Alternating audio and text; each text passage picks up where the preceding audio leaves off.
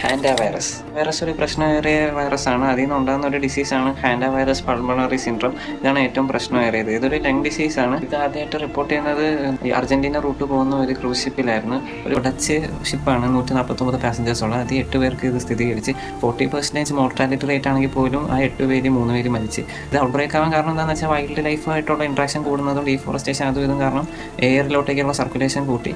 ഇതെങ്ങനെ പിടിപെടുന്നതെന്ന് വെച്ചാൽ ഈ റോഡൻസ്, ഈ എലി, അണ്ണാൻ, ഈ ടൈപ്പ് ഇത് ഇൻഫെക്റ്റഡ് ആയിട്ടുള്ളതിൻ്റെ അടുത്താണ്.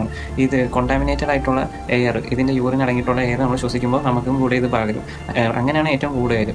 ഇത് കടിച്ചൊന്നും പകരുന്ന അങ്ങനെ കേട്ടിട്ടില്ല. Humans to humans intimate contact വല്ലതും വന്നാലേ പകരത്തുള്ളൂ, അല്ലാണ്ട് വലിയ പ്രശ്നമൊന്നും പറയുന്നില്ല. അതായത് എയർബോൺ ഡിസീസുമായിട്ട് മ്യൂട്ടേറ്റ് ആയാൽ വലിയ പ്രശ്നങ്ങളിലോട്ടേക്ക് തന്നെ പോകും. സിംറ്റംസിനെ പറ്റി പറയുവാണെങ്കിൽ ആദ്യത്തെ സ്റ്റേജിലെ സിംറ്റംസ് പനി, തലവേദന, ഛർദിൽ. അവസാനത്തെ ആണെങ്കിൽ പറയുന്നത് ചുമ, ശ്വാസം മുട്ടൽ, അതും അല്ലാണ്ട് പിന്നെ ലങ്സിൽ വെള്ളം ലിക്വിഡ് കയറുന്നത്. ഇതൊക്കെയാണ് ഫൈനൽ സിംറ്റംസ്.